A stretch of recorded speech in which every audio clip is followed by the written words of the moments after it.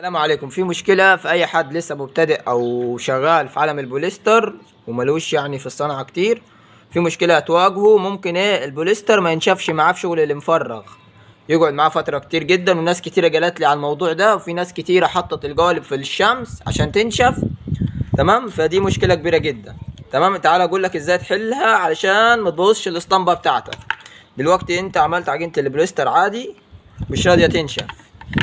الخلطة مثلا ما كترتش كوبالت، ما حطيتش مصلب كتير، في مشكلة في البوليستر وما نشفش. هتعمل له ايه؟ اول حاجة ما تحطوش في الشمس. في ناس كتيرة فتحت الاسطمبة زي كده وحطتها في الشمس، دي اول مشكلة. كده الاسطمبة هتبوظ وهترميها. الاسطمبة لو اتحطت في الشمس هتنشف وتتقطع. اسطمبة السيليكون ما تتحطش في الشمس نهائي. تمام. تاني حاجة هتجيب علبة صغيرة زي دي وشوية الجبس. ما تحطش بوليستر، البوليستر غالي.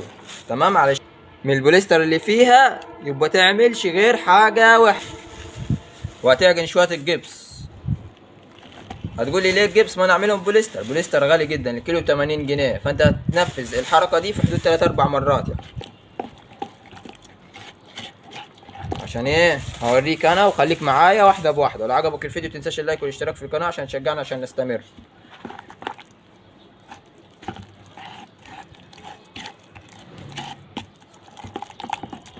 والحركة دي هتحصل معاك انت لو لسه مبتدئ، هتحصل يعني.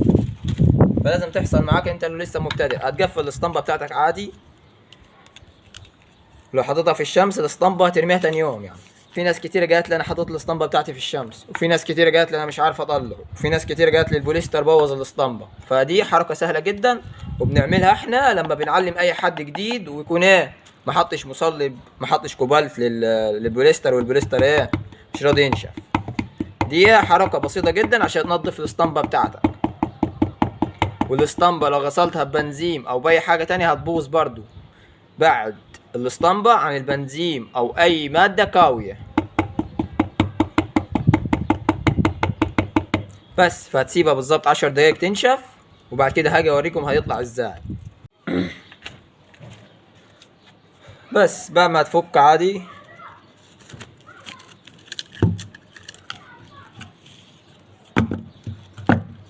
بص هتفك عادي اهي، شايف؟